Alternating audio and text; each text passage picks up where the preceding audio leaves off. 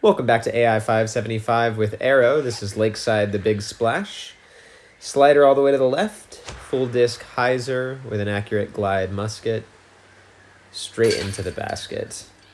So what I was trying to do here was chase the legendary Drano, and Lonely Belgians shared 30 down on this tournament.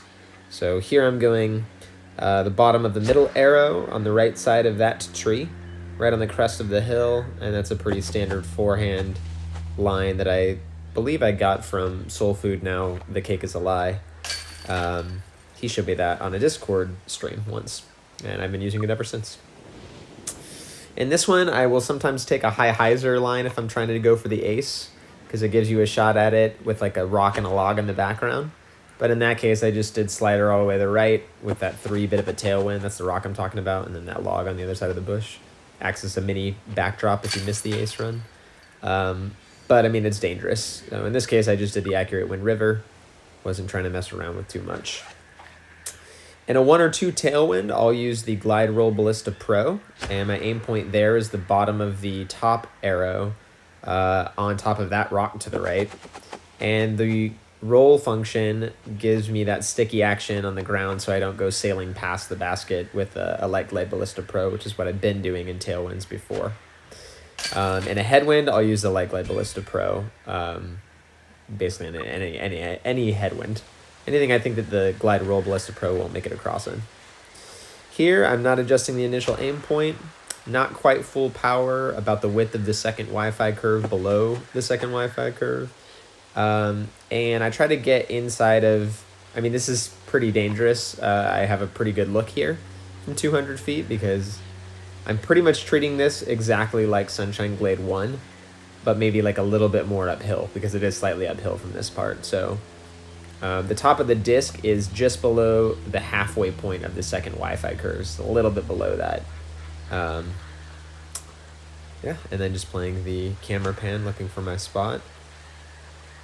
And I hit it, so I'm feeling thrilled about that. If you're not looking to flirt with the water's edge so much, I'd take accurate windbreak river for the throw-in on that from about 230 feet. So here, my aim point's the bottom of the bottom arrow, right on. There's a little leaf sticking out of the red arrow for the Mando, and I'm doing not quite full power with the accurate windbreak river. And I can't remember if I hit or narrowly missed. Man, narrow miss. Pretty close, though. I think I prefer to err on the side of not enough power for this one, because then you're less likely to end up behind this like range of trees that's right behind me and to my left. So that's, I think you always want to have an err in one direction or another if you're not feeling like I'm going to nail this. With this 3 tailwind, I sometimes will use an accurate glide fuse for the shot. Yeah, okay, that's what I do here. And my aim point is the bottom of the middle arrow at the bottom of the bubble. Oh, changed it because I didn't think that would be right.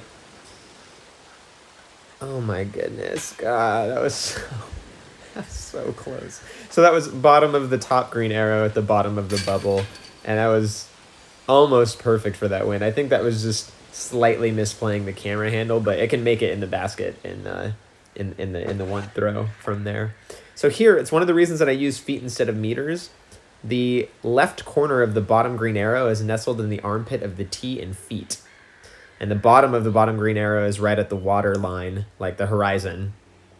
And then the top of the disc is doing a split disc anhyzer, and the top of the disc was at the top of the second Wi-Fi curve.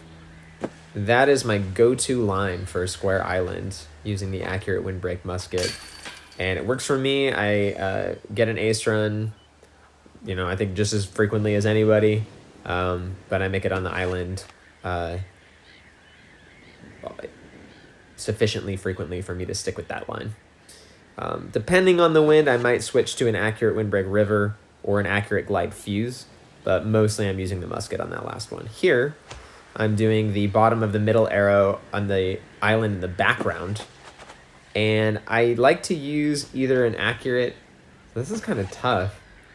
I try to get inside of 480 to 85 feet, because then I can switch to like either a glide wind ballista or a glide roll ballista pro, which I prefer for this second shot. But from 490 feet, and this 3 slight headwind, more of a crosswind though.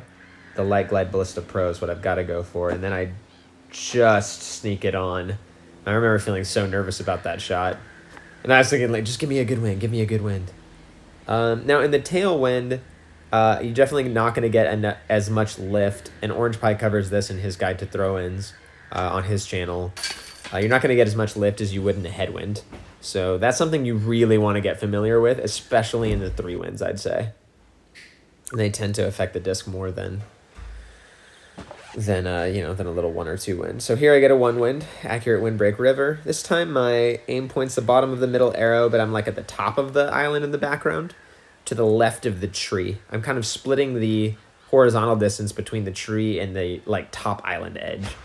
And then the top of the disc was like in the middle of the second Wi-Fi curve. So this was a much better execution for that first shot, because you can see now I'm 481 feet. And that might not seem like a big difference, only 9 feet, but man, it is. Now I can use the Glide Roll Ballista Pro, which has a more reliable flight pattern in my opinion, as well as it's way more likely to stick and stay on the island. I mean, pretty much if I hit the island and I don't miss it entirely, then I'm probably going to be staying on it. So here you can see it was much better ground action than I got with the Light Glide Ballista Pro, because even with the Light Glide, you tend to just skip off of it and then it just keeps sailing. So I think that's kind of the play on this one. You wanna get as close to 480 feet as you can on that first island. So here you'll see me use my accurate windbreak musket line again, I'm pretty sure. And even though I've got this 3 tailwind, I'm just going to adjust slightly, but that left corner of the bottom arrow is nestled in the armpit of the T. And then since it's a 3 tailwind, I'm going a little bit higher this time. The top of the disc is a little bit above the second Wi-Fi curve. Still a split disc anhyzer. And then I'm playing the camera pan and just trying not to go too far. And you can see I pretty much land in the exact same spot on Square Island as the previous drive, even though it was a totally different wind. Okay, moving on to Lakeside 7. So close on the front 9 on this one. Okay, so in this wind, I will use an accurate windbreak river. Bottom of the bottom arrow, as on the left side of there's a log right on the water's edge. And I'm using a not quite full power, slight hyzer. Did this one make it? Oh my goodness. Cage hits on both. That's so crazy. Oh man, I was pretty close to to an insurmountable score, I'd say. Okay, slider all the way to the left. Bottom of the bottom arrow is touching the red Mando arrow. It's like there's a little branch sticking out of the red Mando arrow, and it kind of creates like a little V. That's where I was pointing that arrow. Not quite full power. Little bit of hyzer. Boom. That'll do it. Ah, man. Aces are always just a great feeling. Okay, so here I think I do, yeah, slider all the way to the right. Not quite full power with the accurate windbreak musket. Main consideration here, I'd say, is erring on the side of not enough distance as opposed to too much, because if you go to too much, this is far from an easy birdie save. So you just don't want to go into the water. You'd rather have a far throw in like I do here. So I think the fuse is not going to make it in a 228 foot gap, so I disc up to the accurate windbreak river. And I was deciding whether or not in the 2 wind the fuse would make it, but I don't think so. So here the bottom of the bottom arrow is just kind of to the right of the top band, and I'm trying to make it so that it's on the horizontal line with the bottom of the top band and a vertical line with the like left edge of the F in feet. And that worked out perfectly. This shot is very similar from about 230 feet. It's very similar to the ace run for Sunshine Glade 4. So that's one of the ways I conceptualize this. So here you can see I've got a 1 headwind this time, so I'm going to be using the Light Glide Ballista Pro. Bottom of the middle arrow is on the top of the rock. Full send. And that should not only make it across, but again, the main consideration with the Light Glide Ballista Pro is not going too far, I'd say. Because you can definitely have a more than 100 foot throw in to save albatross here. and even 90, while fairly routine for me, is not necessarily a gimme. So I'm treating this like it's about a 105 foot throw in, because for whatever reason on this shot, I think it might be a little tiny bit uphill if you're over there on that side that I was throwing from it, just a scotch.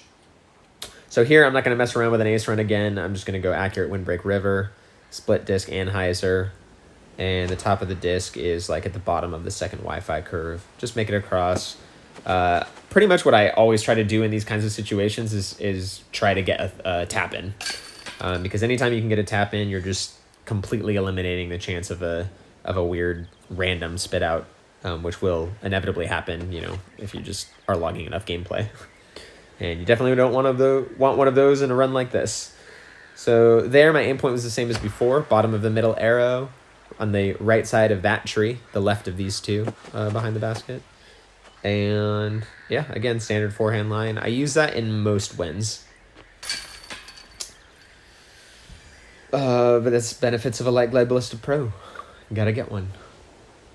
And here I considered running it because I was thinking, but then I was like, I can't like throw away. I think at the time my record was like a 27 down. So it's like, no, just take the easy birdie. I'm trying to rationalize, like, don't be too aggressive. Don't be too ambitious. Just tie Drano and Lonely Belgians 30. That's plenty enough of an accomplishment, is just tying those guys. So yeah, you can see I'm like deliberating, and then I was like, no, don't do it.